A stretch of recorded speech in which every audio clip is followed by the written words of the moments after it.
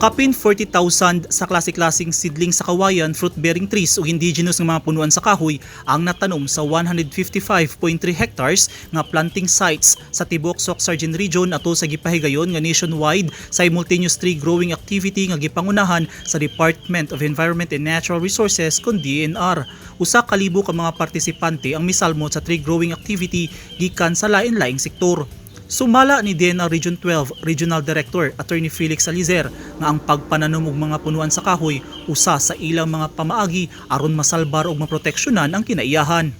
Nananom og mga punuan sa kahoy ang mga personahe sa Surigao del Sur Maritime Police sa pagpanguna ni Police Lieutenant Novo Caros, kuyog ang nagkadayang sektor sa lokal nga gobyerno isip pagsaulog sa World Environment o World Ocean Day 2022. Kapin 500 ka mga seedlings sa klase-klaseng kahoy sama sa magkuno, kawayan ug nara ang ilang natanom sa Barangay San Luis.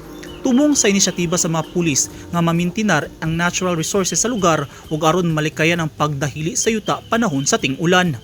Nakigduyog sab ang mga sundalo sa 4th Infantry Diamond Division Philippine Army sa pagsaulog sa World Environment Month pinaagi sa pagpananom og mga kahoy sa Mapawa Malasag Heights, Barangay Kugman, Cagayan de Oro City. Mismong si Major General Wilbur Mamawag ang nanguna sa iyang mga tropa. Usa ka libo ka mga seedlings ang natanom. Usa ka ceremonial signing sa Memorandum of Agreement ang gipahigayon. Tumong sa DENR 10 ug 4th ID nga makatabang sa global reforestation efforts aron mabalik ang nawala nga lasang, maayo ang nadaot nga ecosystem ug maminusan ang climate change.